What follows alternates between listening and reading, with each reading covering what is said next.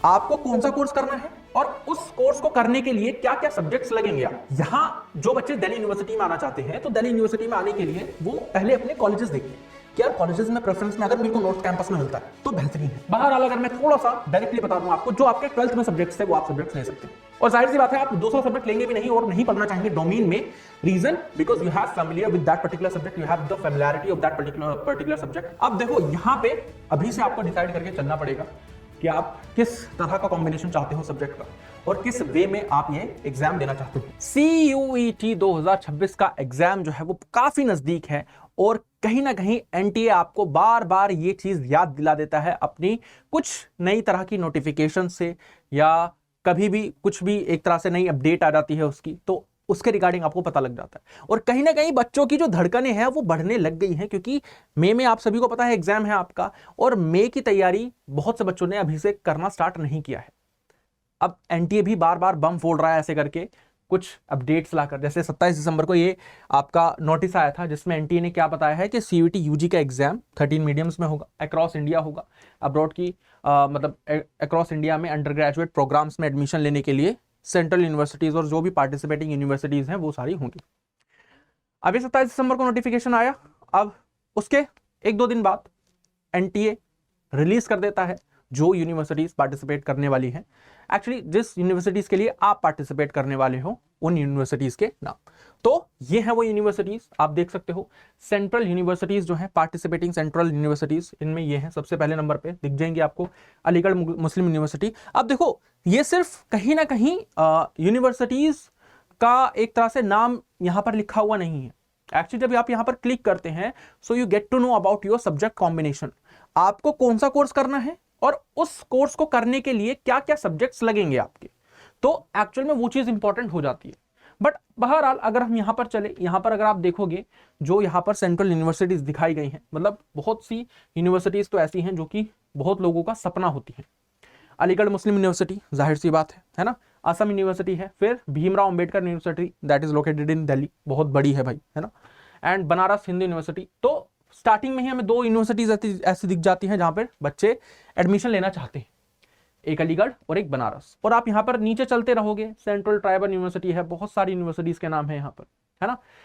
State specific भी universities आपको यहां पर बताई गई हैं, है ना, केरला, उड़ीसा, पंजाब, राजस्थान, है ना, गुरु घासीदास विश्वविद्यालय है, हेमवती नंदन बहुगुणा गढ़वाल यूनिवर्सिटी है ना। अब देखो यहां पर IIM संबलपुर, ये भी है आपका इंडियन इंस्टीट्यूट ऑफ मैनेजमेंट, है ना, Mahatma Gandhi central university, Maulana Azad Urdu university है ना। और अगर आप नीचे जाते रहेंगे, Rajiv Gandhi National Aviation University, Tezpur University, and बहुत से बच्चों की जो फेवरेट यूनिवर्सिटी है इलाहाबाद यूनिवर्सिटी होती है एक, ज्यादातर मतलब कम बच्चे हैं, बट दिल्ली यूनिवर्सिटी का जो प्रकोप है वो बच्चों में बहुत ज्यादा देखने को मिलता है ना। क्योंकि दिल्ली यूनिवर्सिटी से कुछ कॉलेज है, जैसे आई माई सेल्फ अगर मैं आपको बताऊं, खुद से बताऊं मैं अगर आपको, तो I have done my graduation from Shivaji College, Delhi University का कॉलेज है, बेहतरीन कॉलेज है। उसके बाद I have done my post graduation from Ramjas College, है ना, Ramjas College Delhi University north campus का one of the best college है।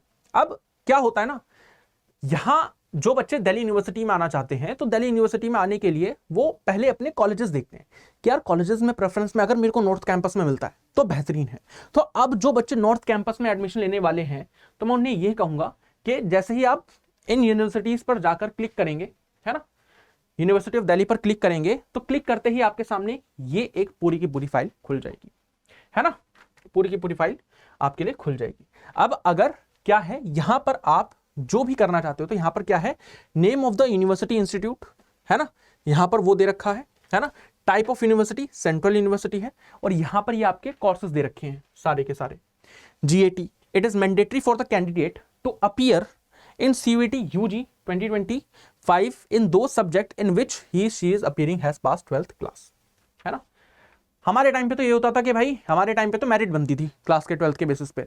अगर कोई बच्चा साइंस से कॉमर्स में या आर्ट्स में आना चाहता है तो उसके मेरे ख्याल से 5% काटे जाते थे एंड उसके बाद उसको एडमिशन दिया जाता था। और यहां पर अगर आप देखेंगे तो यहां पर वही है, जैसे कि अगर आपको अंडर ग्रेजुएट कोर्स करना है अरबिक में, तो मतलब यहां पे तो ये थोड़ा सा इंग्लिश लैंग्वेज वाला है। अगर आपको इंग्लिश में अंडर ग्रेजुएट करना है, BA ऑनर्स इंग्लिश में करना है आपको, लैंग्वेज डोमेन तो यहां पर क्या है, candidate must appear in CUET in any of the following combinations. अब देखो यहां पे कॉम्बिनेशंस बता रखे हैं आपके, इंग्लिश लैंग्वेज आपको लेनी पड़ेगी, है ना, ले ली है आपने English language, plus any 3 subjects from the list B. अब लिस्ट बी में क्या है, लिस्ट बी में क्या है आपका, लिस्ट बी में अगर आप देखेंगे तो लिस्ट बी में आपके ये सारे सब्जेक्ट्स हैं। बहरहाल अगर मैं थोड़ा सा डायरेक्टली बता दूं आपको, जो आपके 12th में सब्जेक्ट्स थे वो आप सब्जेक्ट्स ले सकते हैं, और जाहिर सी बात है आप दूसरा सब्जेक्ट लेंगे भी नहीं और नहीं पढ़ना चाहेंगे डोमेन में। Reason, because you have familiar with that particular subject, you have the familiarity of that particular subject जो आपने पढ़ाई करी है 12th में, तो उसी के बेसिस पर आप लेंगे, है ना। तो एक कॉम्बिनेशन आप ये बना सकते हैं, दूसरा कॉम्बिनेशन क्या है, English and 1 language from list A, English या हिंदी या जो भी लैंग्वेज लिस्ट ए में दे रखी है, और any 2 subjects from the list B, that means 2 domain 2 language, ऐसा आप कर सकते हैं, है ना। तो ये आपको समझने की बात है, इस तरीके से देखना है आपको। लिस्ट ए में आपकी ये सारी लैंग्वेजेस दे रखी हैं, इंग्लिश, हिंदी, असमीज, बंगाली, है ना। और दूसरा क्या है, आपको लिस्ट बी में क्या दे रखा है, लिस्ट बी में आपका दे रखा है डोमेन सब्जेक्ट। तो ऐसे आप चूज कर सकते हैं। अब देखो मेन चीज का क्या ध्यान रखना है, अगर आप मेरे से बेस्ट कॉम्बिनेशन पूछेंगे, है ना, तो बेस्ट कॉम्बिनेशन एक्चुअली ये पहले वाला ही होता है। आप लिस्ट ए के कोई भी एक सब्जेक्ट चूज कर रहे हैं, एंड लिस्ट बी में भी आप क्या कर रहे हैं, 3 सब्जेक्ट डोमेन से चूज कर रहे हैं, क्योंकि डोमेन आपका पढ़ा हुआ है, बहुत ज्यादा पढ़ा हुआ है, और वहां पे आप अच्छे स्कोर कर सकते हैं, तो वो आप देख सकते हो, है ना। तो यहां पर अब आगे यहां पे अगर आप जाएंगे तो यूनिवर्सिटी ऑफ दिल्ली का है अंडर ग्रेजुएट, आपका ये अलग अलग कोर्सेज का है, स्पेनिश का हो गया ये, and then you will find कि यहां पर अगर आपको क्या करना है, जियोग्राफी में करना है तो वही any 2 languages from the list A, या मतलब any 1 languages from the list A and 3 subjects from the list B, या 2 लैंग्वेजेस फ्रॉम लिस्ट ए और 2 subjects from the list B. तो ये आप सब्जेक्ट कॉम्बिनेशन बना सकते हो। अब देखो यहां पे अभी से आपको डिसाइड करके चलना पड़ेगा कि आप किस तरह का कॉम्बिनेशन चाहते हो सब्जेक्ट का, और किस वे में आप ये एग्जाम देना चाहते हो। तो अगर मैं ये कहता हूं बच्चों से कि अगर आपका जो डोमेन है वो बहुत ही ज्यादा स्ट्रॉन्ग है ना, जो कि होना चाहिए, है ना, अगर 12th आपने करी है, आप 12th के एक बोर्ड्स के एग्जाम दे रहे हो, तो डोमेन आपका बहुत ही ज्यादा मजबूत होना चाहिए। अगर डोमेन मजबूत है तो what you just have to do, आपको डोमेन थोड़ा सा हार्ड कर लेना, बढ़िया तरीके से प्रिपेयर कर लेना उसका। तो मैं कहूंगा कि 3 सब्जेक्ट्स डोमेन के रखो, कॉम्बिनेशन कुछ भी हो सकता है, political science, history, economics, geography हो सकती है, फिर आप सोशियोलॉजी डाल दो, बहुत से बच्चे होम साइंस लेते हैं, है ना, तो वो आप डोमेन में कर सकते हो। अगर आपको ये एक इन केस लगता है कि मेरा डोमेन इतना बढ़िया नहीं है, तो आप क्या करो, आप 2 लैंग्वेज ले लो, इंग्लिश और हिंदी ले लो, एंड देन उसके बाद 2 सब्जेक्ट्स ले लो डोमेन के, तो आपके 4 सब्जेक्ट्स वैसे भी हो जाएंगे। तो this is one of the combination which you can go through, है ना, क्योंकि जीएटी का भी देखो कुछ कुछ कोर्सेज में जीएटी का क्या होता है ना, कुछ कुछ कोर्सेज का जीएटी में मतलब इतना रोल नहीं रहता है ना, मेनली आपका लैंग्वेज और सब्जेक्ट डोमेन रहता है। तो उस पर आप थोड़ा फोकस करिए, एंड इन चीजों पर आप ध्यान रखेंगे अभी से, और मे बी अभी फरवरी में फॉर्म आएगा और उसके लिए आपने अपडेशन अभी से कर ली होगी, सारी चीजें जो भी आपके सब्जेक्ट्स वगैरह हैं, जो भी आपके पासपोर्ट साइज फोटो है फॉर्म फिलअप करने के लिए, ओबीसी एनसीएल आपने बनवा लिया होगा, सब चीजें रेडी करके रख लो अभी, क्योंकि अब एनटीए सरप्राइज करता रहेगा बार बार आपको कुछ कुछ टाइम में, है ना। तो उस सरप्राइज से डरिए मत, उस सरप्राइज को ओवरकम करिए by having a good preparation for this particular exam, ठीक है। ऐसे सेशंस मैं लाता रहूंगा, है ना, और कोई भी अगर आपका डाउट रहता है तो आप कमेंट सेक्शन में डाल दीजिए, मैं या कोई और फैकल्टी उस पर वीडियो जरूर बना देंगे, ठीक है। Thank you so much guys everyone, bye, thank you so much.